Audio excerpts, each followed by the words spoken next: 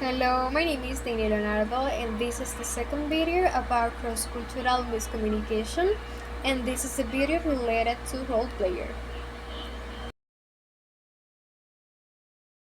Hi, thank you all for joining. Before continuing with the presentations, I would like to comment on the previous email, since we can all feel the tension that has arisen in the last few days, and this is affecting our performance. We all want to meet the deadline and do things correctly, and we're gonna allow the small differences in perception to affect our work, and we need to be conscious of this. Hi guys, hi Mariah. Could you clarify what you mean by saying that? Well, the message you sent regarding the necessary revisions was clear, but since then I have noticed that communication has been more limited among all of us, and sometimes we are not on the same page. And I think it was because the declaration was made publicly and in such a direct way.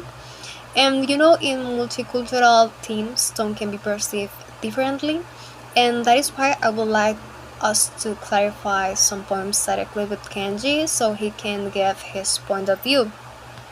My intention was only to make sure we deliver on time. I never meant to offend Tanaka.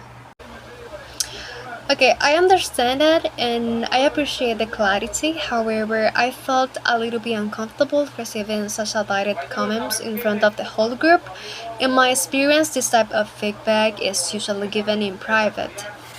Thank you for saying that. It was not my intention to cause discomfort. I was just focused on the deadline, and that's why I was so direct in my way of expressing myself. But I will be more careful next time. I apologize.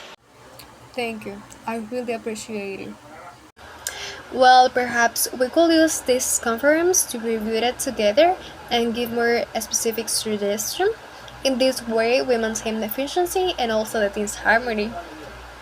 Well, I agree. In this way, we strengthen collaboration and move forward more quickly. Tanaka, since you have been working on this for some time, would you like to start with the first proposal?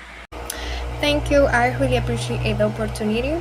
And also, before we continue, I just want to say something about what happened. I know I stayed quiet and I didn't say anything at the time. And it wasn't because I didn't want to take responsibility or because I didn't care about the work. Honestly, I felt embarrassed and uncomfortable for not finishing it, and I didn't really know how to handle it in that moment. I kind of froze, and I just want to clarify that it wasn't out of disinterest. Thank you for saying that. I understand that sometimes we can feel in that way, and especially when things don't go as we expect.